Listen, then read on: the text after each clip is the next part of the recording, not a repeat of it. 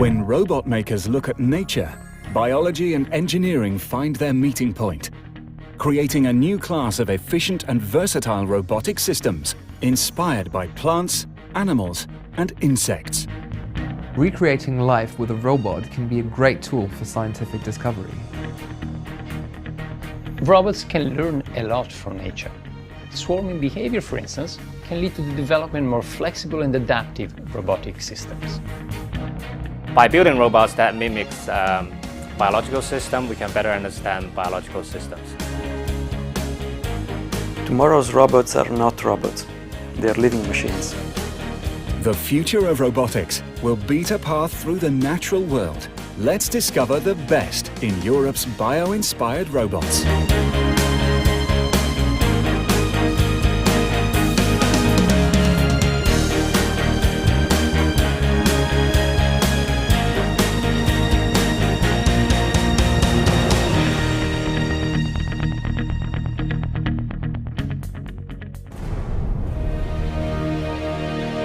Mankind has always looked at nature to solve complex problems, taking a cue from the brilliant solutions that biological systems have refined through natural selection.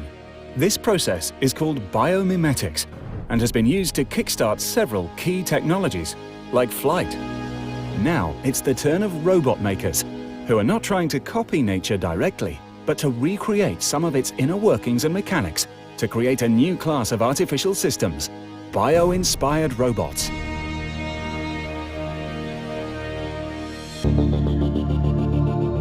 Europe is now a leading force in all fields of robotics, but it seems to be particularly interested in what nature has to offer. A significant portion of ongoing projects, effort and investments are related to bio-inspired robotics. Japanese robotics is kind of aimed at building the perfect nurse, and American robotics, as a stereotype, trying to build the perfect Terminator. But what is European robotics? And here one is struggling somewhat to find the common denominator, but it seems to have something to do with capturing the essence of some soft, embodied, organic substance that is harmless and nice, and it's not so much focused on the hard abstract thing or the powerful actuators, but something that could blend in with the human experience. And nothing can blend with human experience more smoothly than what already exists in nature. Animals and insects have always been a model for engineers who are interested in locomotion. But a new source of inspiration in this field could come from an unexpected source: plants. At the Pontedera branch of the Italian Institute of Technology in Tuscany, we meet the world's first robotic plant called Plantoid.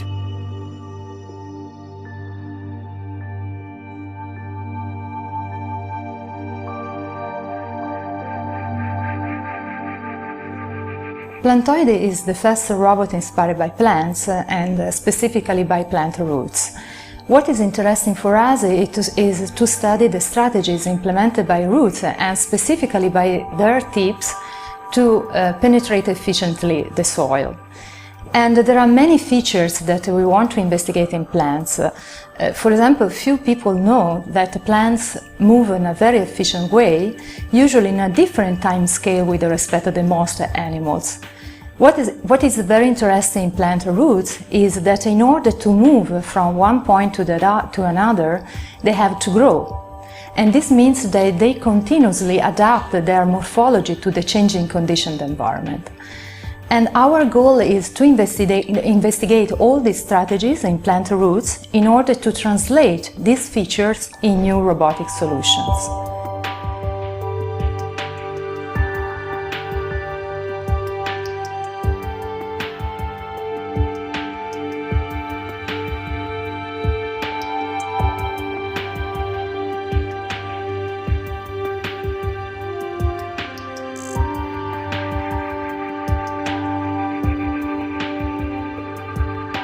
Just like a real root, Plantoid grows by adding material at its tip, and it also produces lateral hairs that it uses to anchor itself, reducing the effort needed to penetrate the soil.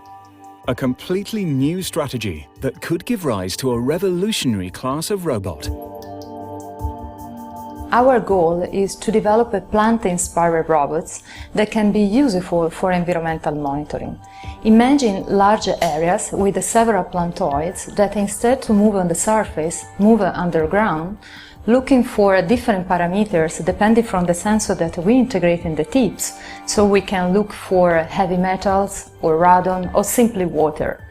But we want to go beyond this scenario and use the inspiration to plant roots in order to develop a new solution in medical robotics, so to develop new endoscopes that are able to grow and to bend in human domains, for example in brain. In this way, the robot, the endoscope, can move in the brain without friction, without damage for the tissue, opening new scenario in medical robotics. But Plantoid's features make it potentially interesting for even more ambitious scenarios, like space exploration. Plantoids can be also useful for space application. The idea is to use a plantoid in other planets, not only on Earth, to look again for water or other parameters. What is interesting in space application is also not only the capability of exploring soil and new environment, but also the capability that plants have to anchor the structure before growing. And this is very interesting for space application too. This would allow it to overcome one of the most taxing challenges for a spacefaring robot, locomotion. Moving about on the surface of another planet in very hostile environmental conditions is extremely complicated and requires a lot of energy. But machines with roots would no longer need to move around. They would substitute mobility with communication and shared intelligence. Taking inspiration by plant roots is not only interesting for developing new growing robots, but also for developing new algorithms inspired by the root tips that it seems able to communicate each other in order to be more efficient in the soil exploration.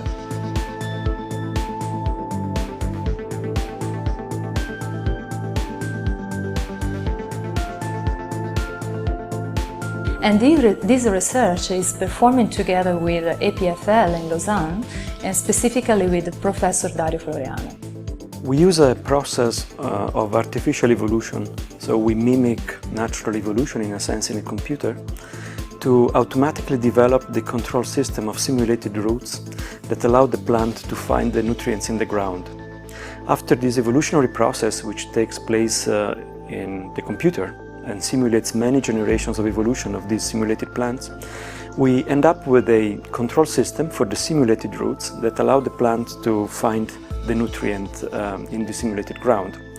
And this not only provides the control system for the robot, so allows the robot to control the roots and penetrate the ground, but also provides an hypothesis for how the biological roots could actually explore the soil, which is something which is still largely unknown. This type of collective behavior and communication is based on the swarm concept, which is extremely widespread in nature and could be successfully applied to robots as well.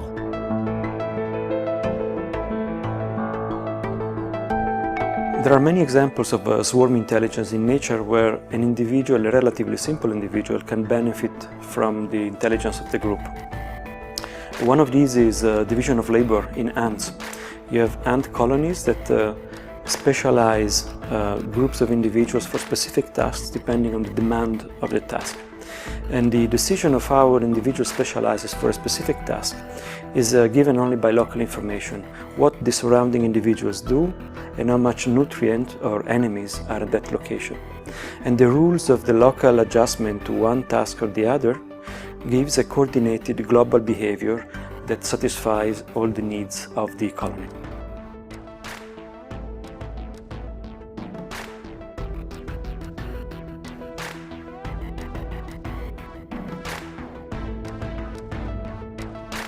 Swarm behavior is something we see everywhere in nature. It's really about animals coming together in a decentralized way and doing something together. And that can have great applications in robotics. Because what you can do, instead of having a big machine performing some complex tasks, you can have many smaller machines performing little tasks but in sync, and that becomes much more effective. In aerial robotics, for example, swarm intelligence leads to the creation of very simple and cost-effective drones, like these flying over the campus of the Swiss Federal Institute of Technology in Lausanne. They can survey large areas using shared intelligence, with dramatically better efficiency than a single, more sophisticated flying robot. And they don't necessarily have to look like small airplanes.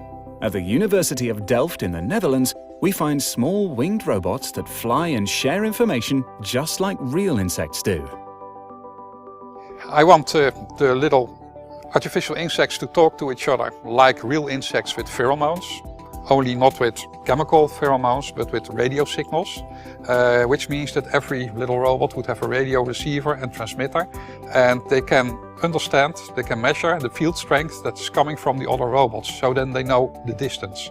And I can tell them not to be too close to each other and not to be too far away, and that way they form a consistent swarm to do exploration for me. These robots are designed to explore unknown or difficult environments, like the surface of extraterrestrial planets such as Mars.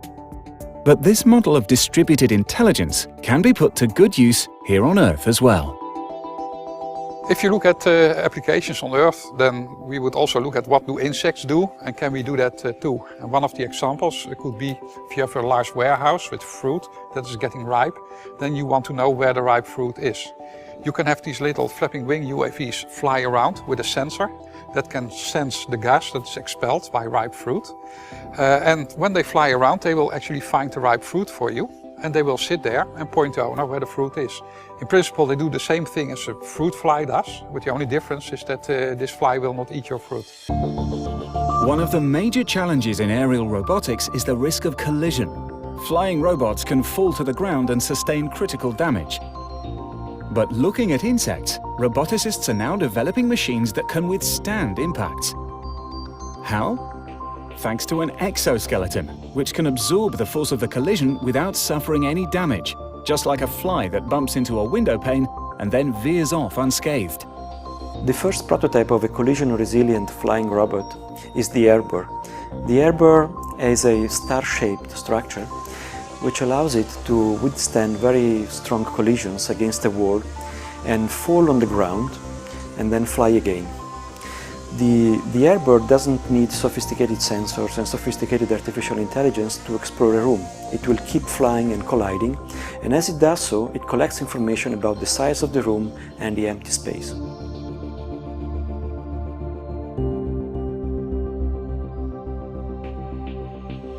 The second prototype of a collision-resilient flying robot is the gimbal. The gimbal is a sphere. It's made of two concentric spheres, one inside the other, that can freely rotate. And this allows the robot to fly in a very cluttered environment, collide with obstacles and absorbs the collision thanks to the external cage, while at the same time the internal sphere can maintain a perfect attitude. That means that we can put a camera within the robot. We can fly it in very complex environment, withstand a lot of collision, and the camera within the inner sphere will always remain stable. This is the ultimate explorer robot. It can go anywhere. It can roll downstairs, it can fly across space, it can collide with walls, it can fly in forest, and always allow you a very stable vision of what is surrounding it.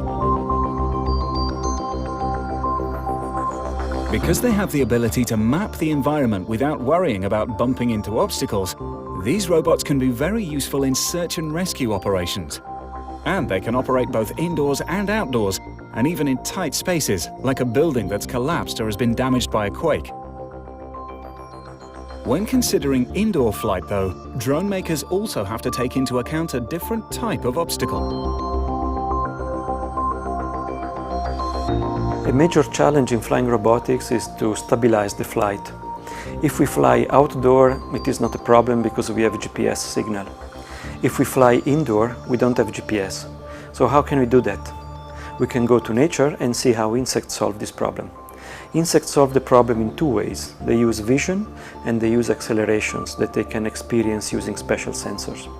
We have reproduced this system, the system used by insect, with this small robot.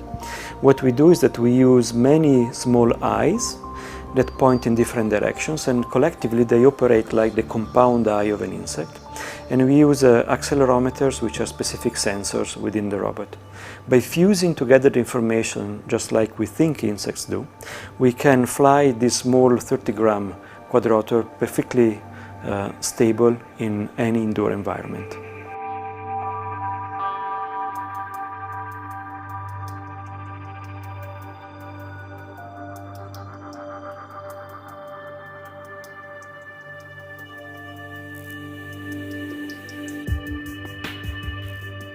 This ultralight flying robot is called Bionicopter, and it also uses an array of sensors to stabilize its flight.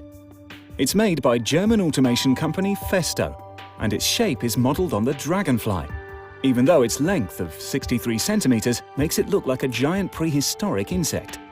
It has 2 pairs of wings, which enable it to fly in any direction and to hover in mid-air. The wings have carbon fiber frames wrapped in a polyester membrane, while the main body is made from a flexible plastic polymer. Inside the body there are 9 servo motors, the battery, inertia sensors, and a microprocessor. This controls the flapping frequency and the tilt of the wings, which determines the direction of thrust. The Bionicopter is easily controlled via a smartphone. The operator just selects the direction of flight, while onboard systems take care of everything else through continuous data acquisition and diagnostics in real time.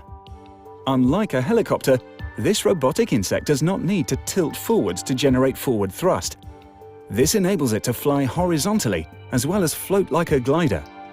Overall, the Bionicopter weighs just 175 grams and could lead to the production of advanced indoor and outdoor reconnaissance drones, while at the same time unearthing the secrets of the dragonfly's flight.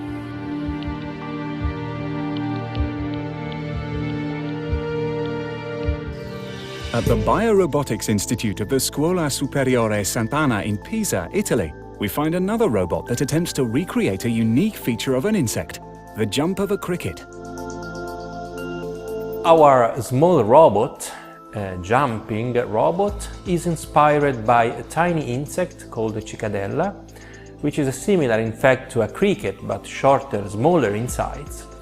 And its characteristic is to be able to jump and to overcome obstacles that are higher with respect to the sides of the system.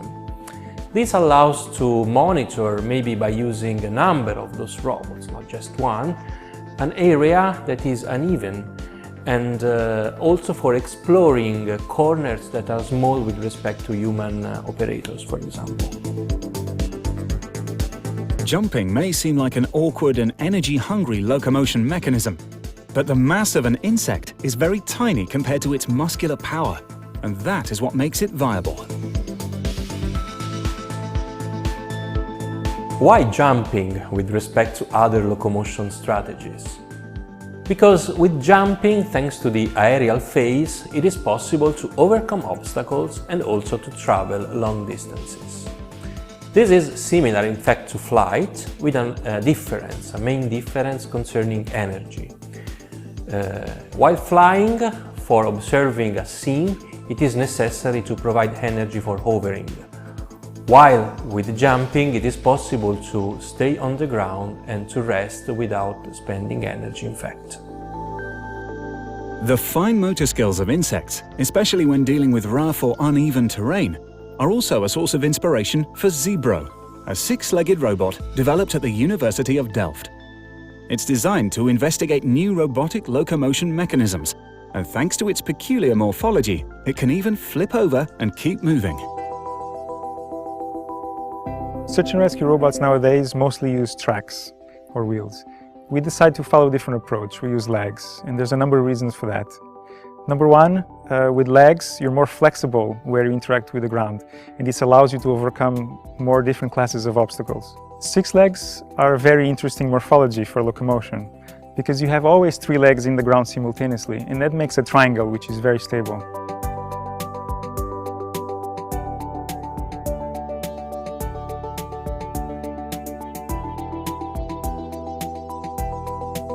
But nature showcases even more astonishing ways to move around, which they're trying to replicate at the Swiss Federal Institute of Technology in Zurich by leaving this robot literally hanging by a thread. We are building a robot that is inspired by spiders.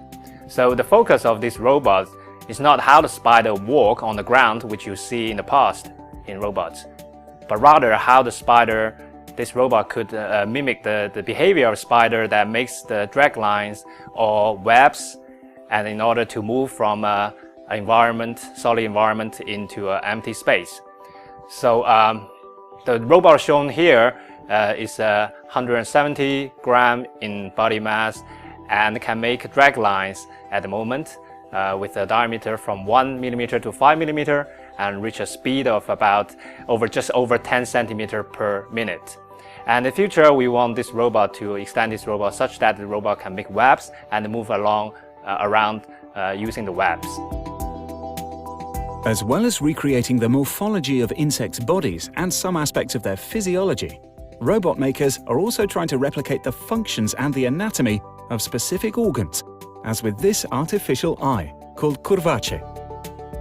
Curvace is a radically new type of camera. It is inspired upon the compound eye of insects. It is made of several hundred small cameras, each pointing in a different direction. Each of these small cameras is sensitive to movement, and the collective combination of all these movement information across the camera, across the compound eye, allows the system to detect distance from objects. Even though it's about 10 times larger than the eye of the fruit fly it's derived from, Curvace has the same photoreceptor density, the same image resolution, and the same response time to brightness changes. But it's also 100 times faster than the insect equivalent, and at just 1 millimeter in thickness, it lends itself to a variety of applications where accurately measuring the distance from a moving object is essential. Natural and artificial compound eyes are very good for detecting motion and detecting distances to objects. And just like for insects, compound eyes are used for stabilizing the flight in space and judging how far away the different obstacles are. Artificial compound eyes could find an application in cars, for example, to enable the car to detect the distances from other cars or to detect the distance from the edge of the road, or could also be used for medical devices. For example, we can imagine an endoscope with a small compound eye at the tip that can tell exactly how far it's moving in the body. Or we can even imagine to have a small compound eye sewed into the t-shirt of a kid to enable the kid to perceive incoming cars from the back, thanks to a sound of an alert system, for example. Building robots that are so closely related to a natural counterpart could give birth to an entirely new concept in artificial systems. Tomorrow's robots are not robots, they are living machines. But can we really call a robot a living machine? I think it's difficult to assign the term living to a machine, because living implies a system with certain properties that a lot of machines do not possess. Probably the most important one, a sense of self-preservance, a motivation to maintain the own existence. Most of the robots I've come across don't have that. And on top of that, there's ideas such as recreation, self-sustaining, functioning, and so forth. Robots don't have that. Why people refer to machines as living? Because in the way they move and replicate life, they look so natural that of course it appears as if they were living, but they do not meet the criteria of a living system. Semantics aside, some robot makers are striving to create realistic replicas of animals. This is Festo's Smartbird, a flying robot inspired by the herring gull. 500 years ago, Leonardo da Vinci first tried to decode the flight of birds, who can take off by using only the muscular strength of their wings. Smartbird is the first robot that can start, fly, and land autonomously, with no additional drive mechanism, thanks to an active torsion in its wings. Its wingspan is close to 2 meters, and yet the robot is very energy efficient. Propulsion and lift are achieved by simply flapping its wings. and their power requirement tops at just 25 watts.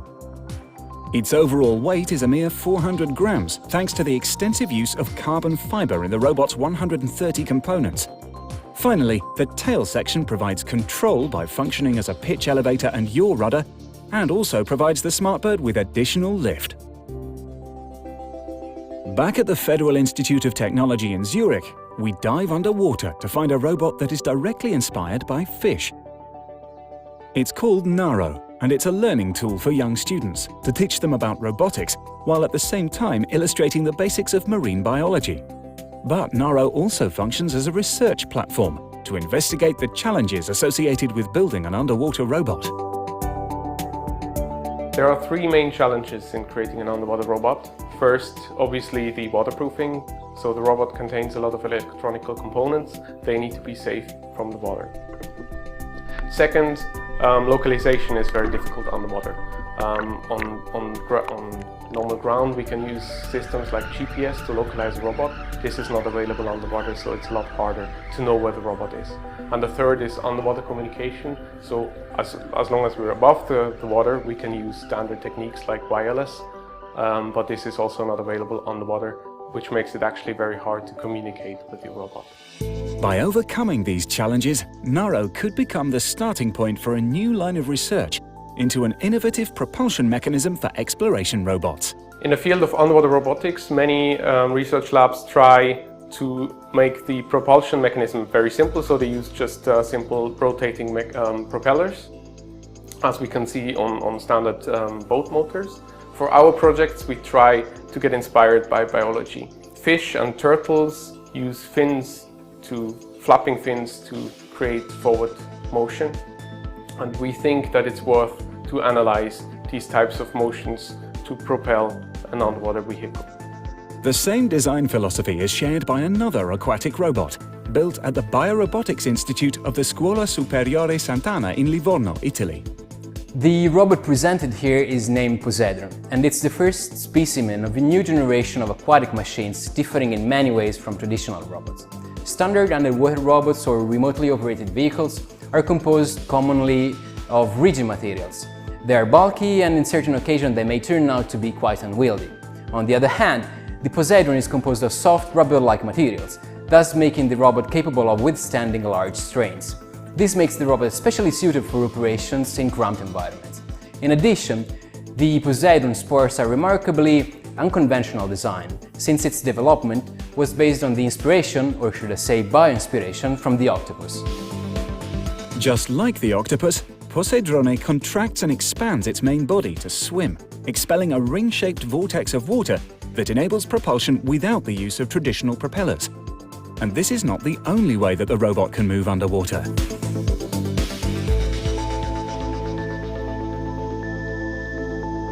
This makes of the Poseidon the first soft robot capable of both crawling and swimming underwater. The use of soft materials inspired by natural tissues is in stark contrast to the traditional way of building robots. This new approach is called soft robotics. Soft robotics is a new paradigm of robotics where we are addressing the challenges of traditional hard robots that are more rigid, inherently non-soft, has a specific task at mind before the conception of the robot. Whereas a soft robot can change its body, change its task, depending on its environment, depending on its unknown task that's given to it at the last minute, so that it can adapt itself not only by having an extra function, but also through its mobility, through its reconfiguration of the body. This project, under development in Zurich, is called RoboGami. The soft materials are manufactured like flat sheets, which can then take on any shape by using small motors based on their target function, like smart origamis. Soft robotics are a fascinating innovation that we see in robotics. By taking away the mechanical approach and allowing a more human approach, it will facilitate the creation of robots that in the way they move and in the way they react to touch will feel more natural, and to that regard will convey potentially a stronger sense of similarity which will facilitate interaction between humans and such devices. I guess I'm sort of skeptic about the soft robotics. I mean, not that there's anything illegitimate about it. It's nice if you can make the robot have round, nice edges and make it slightly better at picking up objects and stuff like that.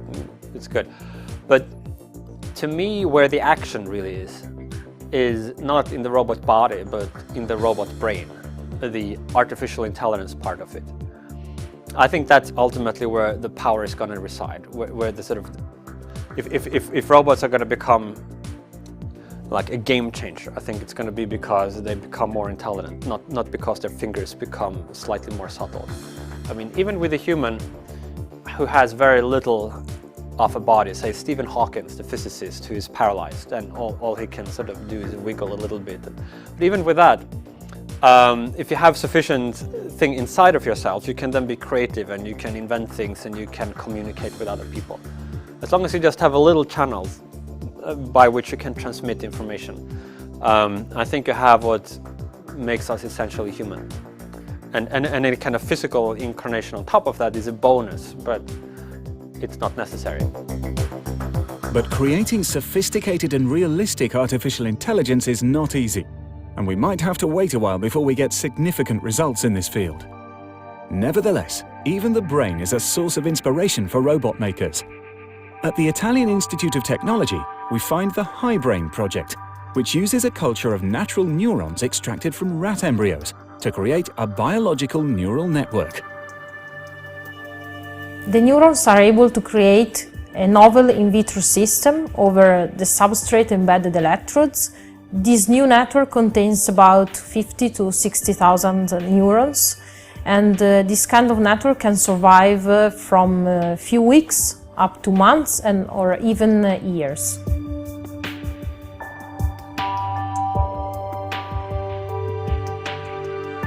The network is then used to control a small autonomous robot.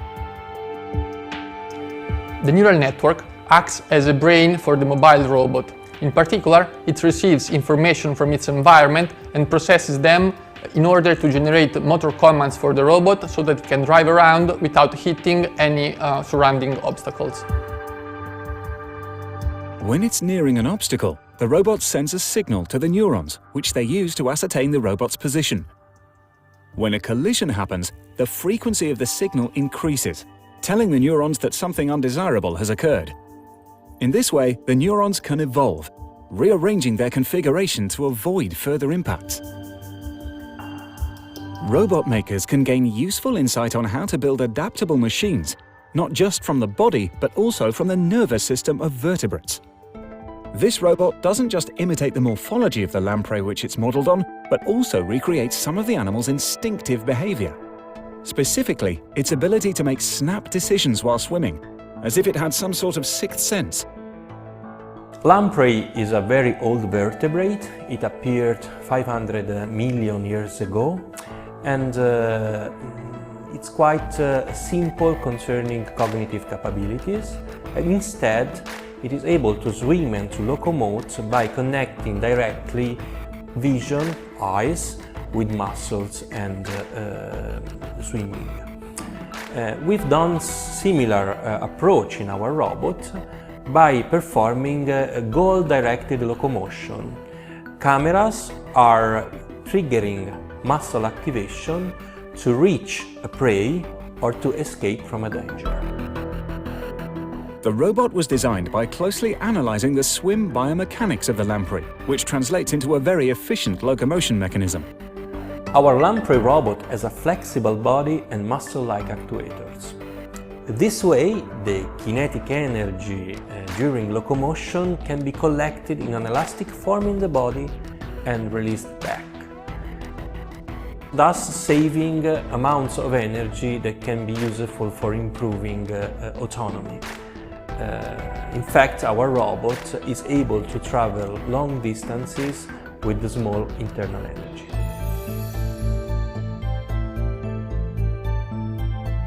The nervous system is the subject of studies in Lausanne as well, where researchers have created a robot inspired by another very old vertebrate, the salamander. We chose the salamander as a model animal because the salamander in some way can be considered as a living fossil. So paleontologists found fossilized salamanders from several tens of millions of years ago that are very similar to the current salamanders, also bigger. And for this reason, and as neurobiologists later found in the real animal, it has been considered that the spinal cord locomotor networks are much simpler in the salamander than in a more evolved animal. And when you want to make a neurobiological model, it's much better to begin with a simple animal than with a very complex one. The robot is amphibious, so it can operate both on land and in the water and go from one to the other without a hitch. This makes it valuable for reconnaissance missions after a natural disaster such as a flood. For better hydrodynamics, the legs can be removed and the robot can then perform underwater surveys, for example testing water quality in lakes or rivers. In the same lab, we find a small terrestrial robot whose strong point is its agility. It's called Cheetah Cub. Cheetah Cub is a quadruped robot inspired by the morphology and the size of a house cat or a small cheetah. Its key features are the lightweight construction, the robot weighs around 1 kilo, and the ability to run fast. The robot can run around 1.4 meters per second on flat ground. Unlike most other quadruped robots, and to keep the weight low, Cheetah Cub does not have sophisticated onboard electronic circuitry to control its movements, but keeps its balance simply because of its morphology, just like the animals that it imitates. Cheetah Cub doesn't have any sensor, but thanks to the compliance and the mechanical design of its legs, is capable of self-stabilizing over difficult terrain or small obstacles. Robots inspired by quadruped mammals are extremely versatile because they can operate outdoors and on different terrains. This one from Zurich is called Starleth, and it's roughly the size of a large dog. So in contrast to a lot of traditionally built stiff robots, this machine is inspired by nature. In all joints we integrate springs which kind of resemble the way how a human or nature in general works. We have a muscular tendon system and this is quite compliant. So for example, if a human is jogging, we store about 60% of the energy purely mechanically by stretching and releasing these tendons. Now these principles can be applied to robotics as well. So we can use these springs, we can integrate them there and we can use them as energy storage. We can protect the motors so it does not get damaged by high impact loads that you have at the contact point. And we can also use them for controlling. So by controlling the springs, by regulating the spring compression, we actually regulate the forces that we have in these joints and this gets a compliant behavior of the system. From Italy comes HDTV, a slightly larger quadruped robot that has a different construction. Its joints are not made with springs, but they use hydraulics. According to its designers, this allows faster and smoother motion and a higher torque level. HDTV can then be used as a research platform to experiment with several different kinds of gait. The HDTV moves mainly with a trot gait, but we've also tried crawling gaits, so slower walking gaits, or faster trots. So basically what most quadrupedal animals do is first in slower speed use a walk, then do a walking trot, then do a running trot, and later do a gallop. We have done bounding motions where the hind legs and the front legs work one after the other. We have done this in simulation, but not yet on the robot. And what we can try as well is a pace gait. For example, giraffes with the very long legs, they need to move the left and the right pair one after the other, because otherwise the long legs would touch each other. Walking on 4 legs is a very stable configuration, but some animals, like apes, can alternate it with bipedal locomotion. That's exactly what this robot called Charlie can do. Charlie is a reactive system and inspired by chimps.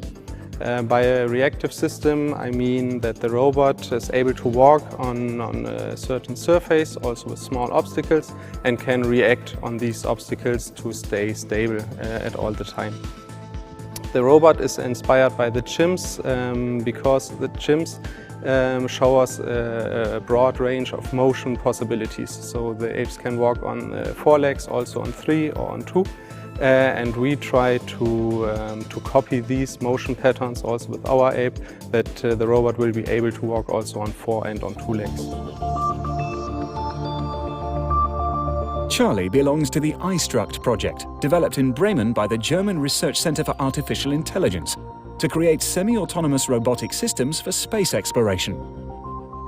A robot like this could work on the surface of the Moon, a portion of which has been recreated in the lab for testing. Charlie's flexible spine makes it particularly suitable for negotiating lunar craters.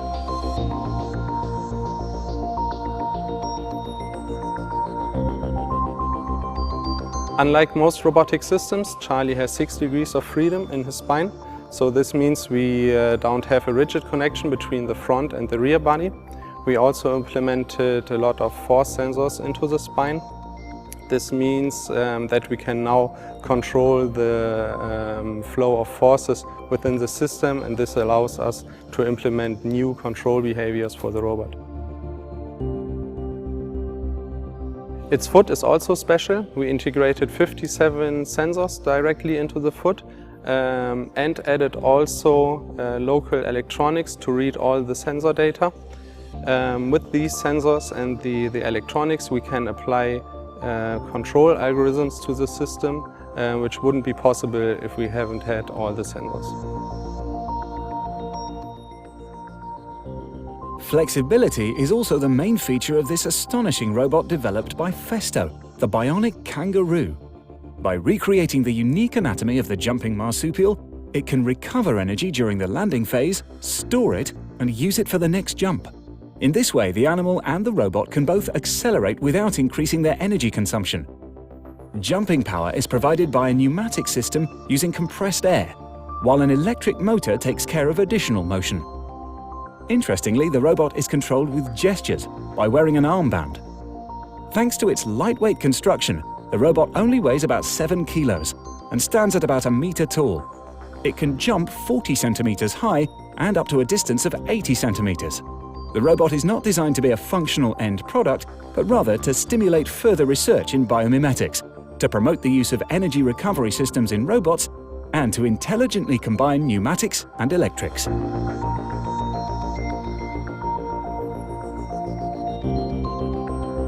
Looking at nature is therefore helping us build machines that are more efficient, more adaptable, and more innovative.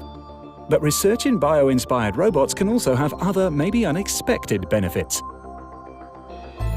Robotics is a very wide field. Actually, people think of the robot like a machine moving rigidly on the floor, but actually this is not true. I mean, the real vision is that all sciences converge into robotics. Just think through the new materials to make the robot soft and compliant. These are typically polymeric materials or bio-inspired materials. Just think to robots that move into the body to collect images or to deliver drugs. This has to do a lot with medical sciences, and you need to know anatomy, you need to have propulsion systems, you need to have biochemistry very well known and very well controllable to make the robot functional. And just think to the humanoid or the animaloid. In these robots you have a combination of brain science, biomechanics, materials, so you really need a very cross-disciplinary approach to make a robot of the last generation. Actually, the most interesting example, it could be the plantoid. I mean, plants are normally considered as immobile systems. We see the plant standing there forever. But actually, underground roots are moving very fast, and they move in a very smart way, because roots have sensors capable of detecting the pH, the hardness, or the salinity. So the roots move and grow in the direction which is more convenient to the sustainability of the plant itself. Now, copying a plant, making a plantoid, so making a robotic plant, means investigating the world of vegetable life science, understanding the way roots propagate and grow, and in principle, this gives solutions not only now for agronomic studies, agriculture, plant studies, but also for the future. Just imagine a satellite that lands on a surface of a planet we don't know, and we don't know anything about the stability, the equilibrium. So this satellite will land on the planet, will take out routes, and the routes will autonomously find the best situation to balance the satellite and keep it stable on this unknown planet surface. So this is why robotics is much more than conventional robotics as is meant today.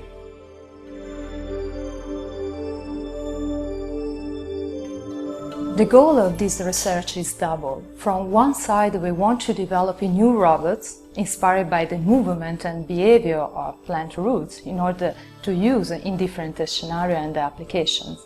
But on the other hand, we want to use a plantoid as a platform, as a tool in the hand of the expert in order to better understand the features related to the model that we study, so plant roots. In particular, we want to understand how plant roots feel and perceive the environment and adapt their behavior consequently. By developing bio-inspired robots, engineers can sometimes discover new things also at a biological level. This was the case for us of our jumping robot. The animal model is a tiny insect, Cicadella viridis, which jumps in 5 milliseconds. And we discovered that during jumping, Cicadella is able to modulate the force exchanged between the feet and the ground. This force is kept at a safe level, not exceeding the resistance of legs and substrate, but also at a high level, so is actually kept constant. We published these results on a biological journal, the Journal of Experimental Biology, and the main finding is that the neural system is not able to modulate this force in the time needed for jumping, that are just 5 milliseconds, but there is another mechanism able to modulate this force. This mechanism is the kinematics of the legs, the geometry, the morphology of the legs that are mapping a muscular force which is typically non-constant into a constant force at the feet-ground interface. Robots, then, can help unveil secrets about the animals they mimic, but they can also work as experimental models, reducing the need to perform experiments on animals. In order to understand how a biological system works, biologists often perform experiments on animals. With biomimetic robots, it is possible in some cases to substitute animals with a robot.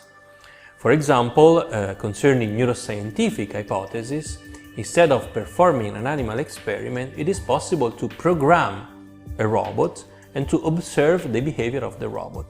If the behavior is compatible with the natural observation, then the hypotheses are right. Otherwise, new theories have to be developed. There are more studies now using robots as controlled physical models, especially in terms of mechanics and dynamics, to study the real biological systems. In the past, there has been studies on lizard or octopus that used robots, and I try to extend that to spiders. This is Salamandra robotica 2, and it's a robot we have developed to test neurobiological model. It's important to know here is that in all vertebrates, all rhythmic locomotion is controlled by the spinal cord. So the brain will send very simple signals to the spinal cord, and the spinal cord generates all the rhythmic signals to control the muscles. And the idea with this robot is to use it to test the neurobiological models that we developed in collaboration with neurobiologists, to test if they work also in the reality and not only in a simulation in a computer. From the air to the water, from difficult terrain to underground, from flexible structures to soft materials, robots have a lot to learn from biological systems, and they can even give something back to other branches of science. By using nature as a model for robots, robots are now helping us to understand nature. A robot can be a tool for scientific discovery, because a robot can be a simplified model of a natural process that occurs in the world. And by trying to build a model, we learn about the process because we're trying to overcome challenges that are associated with mimicking the process, thereby learning the inner workings of the process. So to that regard, trying to recreate something in nature with a robot can be a great tool for scientific discovery, as any theoretical model can be a great tool for scientific discovery. And I wouldn't go so far as to say, well, we're trying to create life. That's not the goal. The goal is to understand the processes that unfold in nature by trying to replicate them.